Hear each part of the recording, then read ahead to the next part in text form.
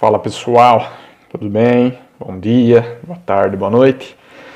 Gente, seguinte, então como prometido, vamos rever a teoria das funções, ou no caso, para quem não viu, vamos ver, tá? Gente, então para começar, ver a teoria das funções, eu fiz o seguinte esquema aqui, tá? Ó. Então eu coloquei aqui um quadrado, tá? E chamei cada lado do quadrado de x. Aí é o seguinte, tá? Se eu quiser calcular o perímetro desse quadrado, o que a gente faz? Gente, ó, eu sei que a nossa aula não tem nada a ver com geometria, mas só para contextualizar, tá? Então lembra que o perímetro é a soma de todos os lados do quadrado, beleza? No caso, se eu chamasse o valor do x aqui, ou seja, se eu falar que o lado do quadrado vale 1, consequentemente, o perímetro vale quanto? Então, se cada lado vale 1, é só somar os lados. Então, vai ficar 1, 2, 3, 4. Nesse caso, o perímetro vale 4. Certo? Bom, vou continuar atribuindo valores. E se por acaso eu falar que o lado desse quadrado vale 2, tá? O perímetro vale quanto? Vamos lá, soma de todos os lados. 2, 4, 6, 8. O perímetro aqui vale 8. Ah, e se eu falar que o lado do quadrado vale 3? Quanto que vai valer o perímetro? Vamos lá. 3, 6, 9, 12. Beleza? Só para finalizar mais uma linha aí, se eu falasse que o quadrado tinha lado 4, consequentemente o perímetro ia ter 4, 8, 12, 16. Tá? Gente, por que eu estou falando isso? Gente, ó, só para a gente ter uma noção intuitiva de função. Ó, olha só o termo que eu vou usar na frase que eu vou ditar agora, hein? Gente, eu posso falar então que o perímetro depende do lado? Com certeza. Tá vendo? Ó, quando eu tenho o lado 1, perímetro é 4. Se eu tenho o lado 2, perímetro é 8. E assim por diante. Vou repetir a palavra só que eu vou mudar Vou repetir a frase, só que eu vou mudar uma palavrinha aí. Gente, eu posso falar que o perímetro está em função do lado? Exatamente. É isso mesmo que eu quero chegar, tá? Então, o perímetro está em função do lado. Então, é exatamente isso aqui que eu coloquei, gente, ó. Tá vendo? Eu coloquei uma observaçãozinha no balãozinho aqui, ó. O perímetro depende do lado. Ou seja, ele está em função do lado. Então perceba que eu tenho uma relação entre duas, vou chamar de variáveis, tá? Perímetro e lado. Como assim duas variáveis? Gente, eu poderia chamar o lado de x e o perímetro de y. Então perceba que o y está em função de x, ou seja, o perímetro está em função do lado, tá? A gente vai ver isso melhor nas próximas aulas. Gente, por enquanto, a gente vai trabalhar com conjuntos, ou melhor, com diagramas para representar as funções. Gente, ó, então eu coloquei aqui o que eu estou chamando de conjunto de partida, tá? Ó, então eu estou colocando aqui, ó, conjunto de partida, que é o que está representando o lado. Tá vendo? Eu coloquei os mesmos valores aqui, ó, 1, 2, 3, 4, 1, 2, 3, 4. Consequentemente, eu vou chamar o perímetro de conjunto de chegada. Gente, eu não coloquei os valores aí, eu vou colocar agora, tá? Então, ó, quais são os valores do perímetro que aqui representando isso no diagrama é o nosso conjunto de chegada? 4, 8, 12, 16. Beleza? Bom, aí é o seguinte, como que a gente representa isso na teoria das funções? Gente, ó, quando eu tenho o lado igual a 1, o perímetro vai ser quanto? 4. Como que eu faço para indicar isso representando nessa forma de diagrama? Gente, simplesmente eu vou puxar uma setinha, ó. Então, quando o lado for 1, o perímetro vai ser 4, tá? Está representado uma função aí na forma de diagrama. Então, quando o lado for 1, o perímetro vai ser 4. Quando o lado for 2, o perímetro vai ser 8. Beleza? Quando o lado for 3, o perímetro vai ser 12. Quando o lado for 4, o perímetro vai ser 16, tá? Gente, aqui está representado função na forma de diagrama. Beleza? Gente, ó, vou comentar melhor sobre isso daqui a pouco, virando a folha. Gente, o conjunto de partida, ó, o conjunto de partida, concorda comigo que eles vão representar os valores do x, beleza? E a gente vai chamar isso de domínio da função. Gente, isso é muito importante, muito importante. Então, ó, o domínio da função representa os valores de x. Não vai esquecer. Gente, o conjunto de chegada é o que a gente chama de contradomínio. Gente, tem um lance aí que eu vou falar quando eu virar a folha aí, que é a imagem, que também vai ser extremamente importante, tá? Mas eu vou voltar a falar disso daqui a pouco. Então, gente, ó, o conjunto de partida é o domínio, que representa os valores de x, e o conjunto de chegada é o contradomínio, tá? Vou falar do lance aí, que é a tal da imagem, daqui a pouquinho, só virando a folha. Antes disso, eu queria fazer o seguinte. Gente, a gente vai ver bastante a equação ou a lei de formação de uma função, tá, gente? Ó, então aqui eu queria propor o seguinte raciocínio. Eu queria que a gente deduzisse, uma equação, uma fórmula, uma lei de formação, tá? A mesma coisa. Para essa situação aqui, ó, que a gente acabou de ver. Então vamos pensar um pouquinho. Como que a gente pode escrever uma equação ou uma função ou uma lei de formação para a situação que a gente viu ali? Gente, ó, de novo,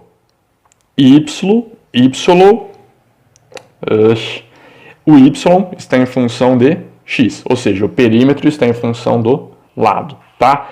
Posso escrever isso assim, dessa maneira, por exemplo? Gente, vamos observar. Ó, vou escrever assim, ó.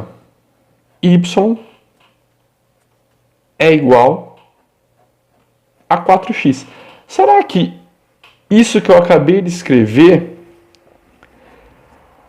será que é uma lei de formação, é uma fórmula ideal para essa situação aqui? Vamos analisar? Gente, ó, então está vendo que o y está em função de x, ou seja, o perímetro está em função do lado. Bom, nesse caso, o quadrado tem quantos lados? 4. Então, vou fazer o seguinte, ó,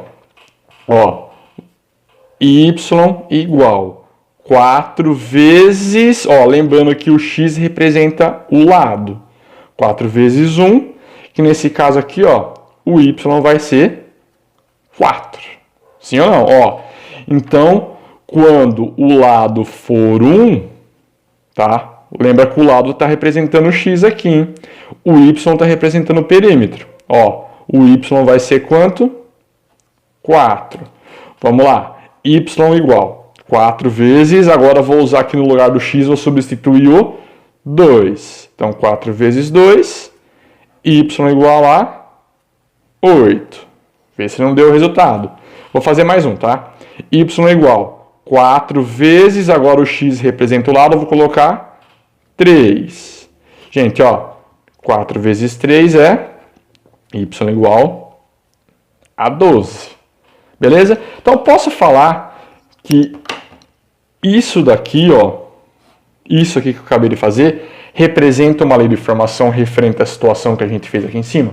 Com certeza. Gente, só que é o seguinte, eu posso escrever isso daqui, ó, de uma outra maneira. Como? Bom, ó, vou fazer uma setinha aqui, ó.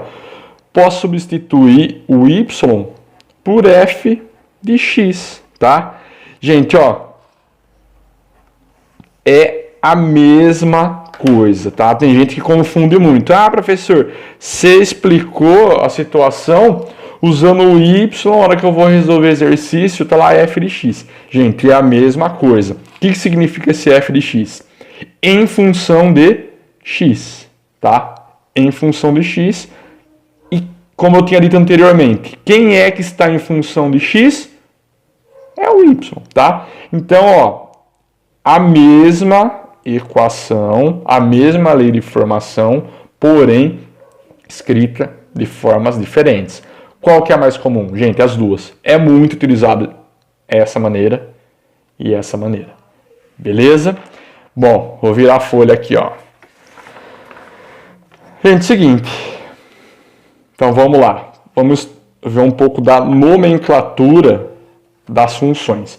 Gente, essa aqui de baixo, eu acabei de falar no exemplo que eu passei ali, tá? Bom, y é igual a f de x. E a gente vai perceber que esse tipo de situação é muito mais usado em relação a essa primeira aqui, ó.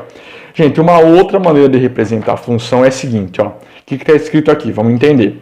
Então, f de a setinha b. O que significa isso? Que a função sai de A, ou seja, sai do conjunto de partida e leva até o conjunto de chegada. Isso daqui está escrito assim, gente, ó. Traduzindo entre aspas aí, tá? Para o português, é que algum número sai de A e chega em B. Por exemplo, vou voltar aqui, ó. Tá? Por exemplo, aqui, tá? Sai de A, chega em B. Sai de A, chega em B. E assim por diante, tá? Gente, ó, não é tão comum a gente ver a nomenclatura dessa maneira, porém existe, tá? E é legal a gente ver. Importantíssimo isso daqui que eu vou falar agora, gente, ó. Ó, super importante. Gente, o x é o que a gente chama na lei de formação de variável independente. O y é o que a gente chama de variável dependente. Gente, veja se não faz sentido. Vou virar aqui, ó. Vou virar aqui. Gente, os valores de y aqui no exemplo que eu coloquei. Gente, o valor do y, ó, tá aqui os valores aqui, ó. Ó, 4, 8, 12, 16 e assim por diante. Gente, o y não depende do valor do x. Então, quando o x for 1, o y vai ser 4. Então, tá vendo que o y é uma variável, ó, dependente, tá? Porque ela sempre depende do valor do x. Se o x mudar, consequentemente, o y vai mudar, tá? Então, gente, anote isso daqui, é importante, hein? O x é chamado de variável independente e o y de variável dependente. Beleza?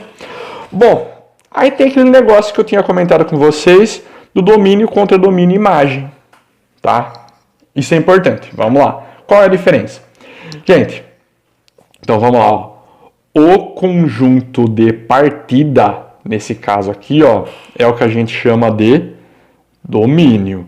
Então, vamos analisar aqui quem são os elementos do conjunto de partida. Ou, vou reformular a pergunta. E se eu perguntasse, gente, quem que é o domínio dessa função? Tá? Quais são os elementos? Ou melhor, quem é o domínio da função? Exatamente aqui, ó. Então, são todos os elementos do conjunto de partida. 1, 2, 3 e 4. Vou colocar aqui, ó. 1, 2, 3 e 4. Beleza? Beleza. Quem é o contradomínio? Gente, o contradomínio é o conjunto de chegada. Então, isso daqui, ó, é o contradomínio, tá? Gente, todos os elementos do conjunto de chegada. Então, se eu perguntar, gente, quem é o contradomínio? 4, 8, 12, 16 e 20. Vou pôr aqui, ó. 4, 8, 12, 16 e 20. Isso é o que a gente chama de contradomínio. Beleza? Imagem. Ah, professor, até agora você só citou a palavra imagem, mas não falou o que é. Beleza. Gente, imagem são os valores que está sendo espetado pela seta aqui, aqueles que recebem resposta. Então vamos lá. Quem que está sendo espetado pela setinha aqui, ó? O 4, o 8, o 12 e o 16. Ah, e o 20? Gente, o 20 está no conjunto de chegada. Porém, ele está sendo espetado pela seta aí? Não. Então, ele não é imagem. Então, a imagem é somente aquele que está sendo espetado pela seta. Certo? Então, quem que é no caso aqui, ó? 4, 8, 12 e 16. Gente, ó, isso é extremamente importante. Extremamente importante, tá? Então, de novo, deu para notar a diferença de contradomínio e imagem? Então, contradomínio são todos os elementos, todos do conjunto de chegada. A imagem é só aqueles que têm resposta, ou seja, aqueles que está sendo espetado pela seta. Por que isso é importante? Gente, ó, porque o domínio, ele representa o valor de x, a imagem representa os valores de y. Beleza? Gente, isso é importante, hein? Domínio, valores de x, imagem, valores de y, tá? Gente, vamos lá. Seguinte. Só que, dando continuidade aí, para ser função, tem uma certa condição de existência, tá? E eu escrevi aqui, ó. Então vamos lá. Todos os elementos do primeiro conjunto têm um único associado e o associado é único. Caramba, não, que coisa difícil de interpretar isso daí. Vamos lá. Só que eu vou dar uma dica que eu acho que é muito interessante. Eu acho que quase todo professor de matemática usa esse outro método que eu vou explicar daqui a pouco. Gente, vamos analisar. Aqui eu coloquei exemplo A, B, C e D. Gente, ó, lendo o que está escrito aqui, ó, nessas condições. Será que esse exemplo A é função? Vamos ver. Ó, todos os elementos do primeiro conjunto têm um único associado. O associado é único. E aí, o que vocês acham? Bom, vou fazer diferente. Gente, eu vou chamar o conjunto de partida, tá? É uma dica que eu acho que é muito legal, vale muito a pena, tá? Eu vou chamar o conjunto de partida de conjunto dos filhos, beleza?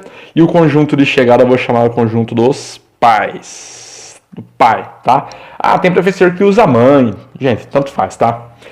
Bom, seguinte, gente, deixa eu colocar aqui no singular, ó, filho e pai. Gente, todo filho tem, biologicamente falando, tá, gente? Todo filho tem que ter um pai. Sim? A pessoa, a criança, não vai nascer da luz, não vai nascer do Espírito Santo.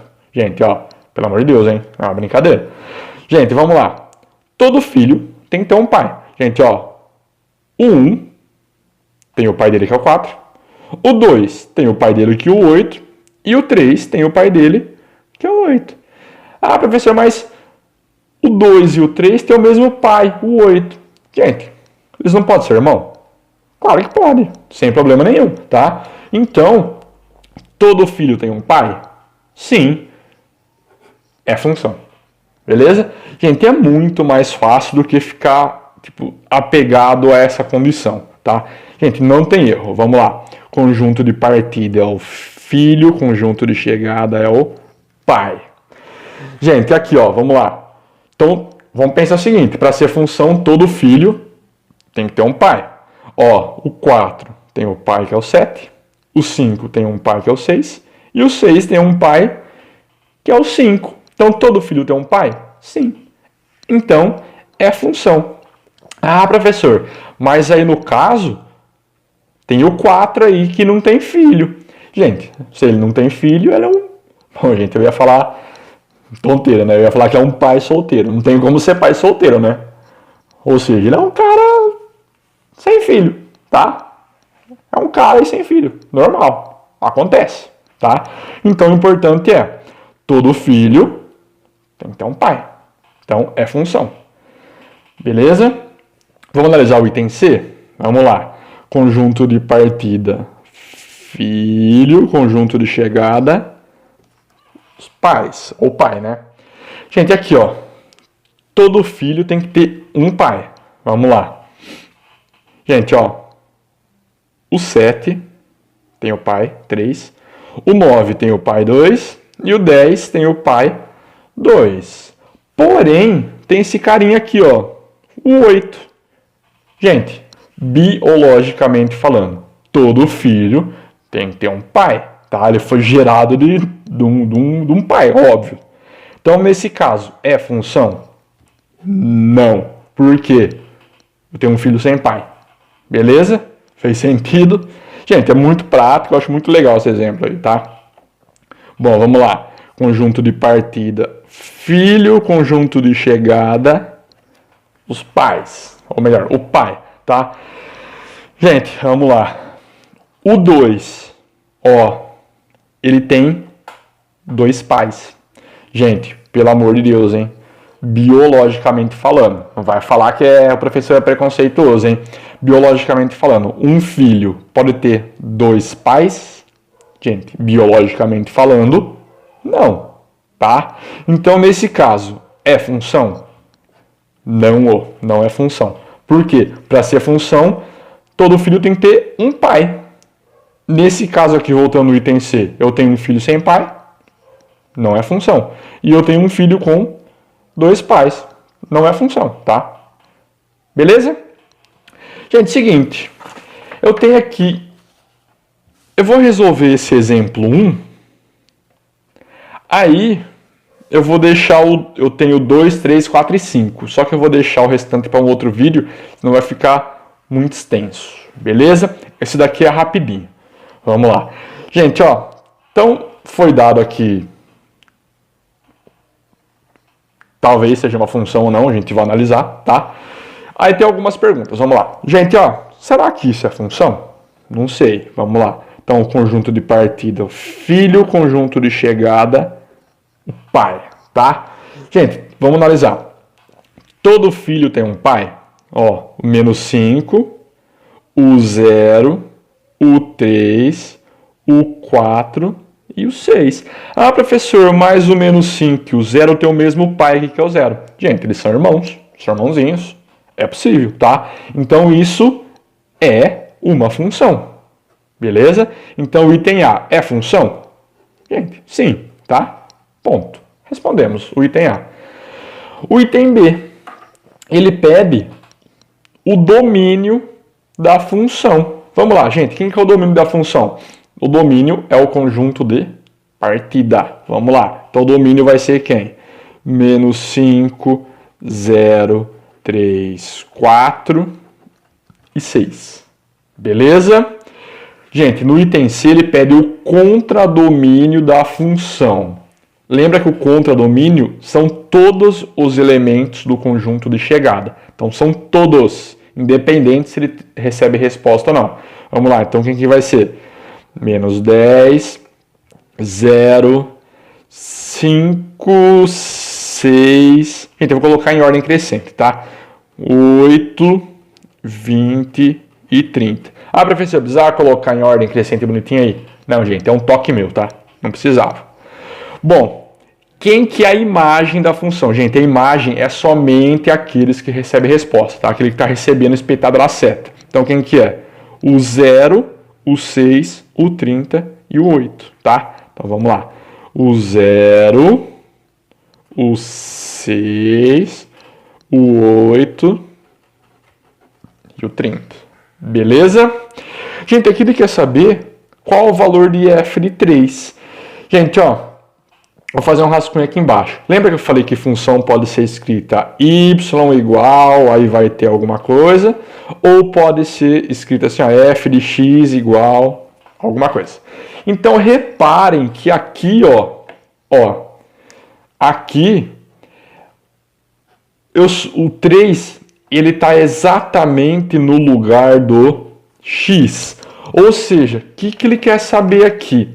Qual que é o valor da função quando x for 3? Então, vamos analisar aqui, ó. Quando x for 3, Qual que vai ser o valor? Ó, 6.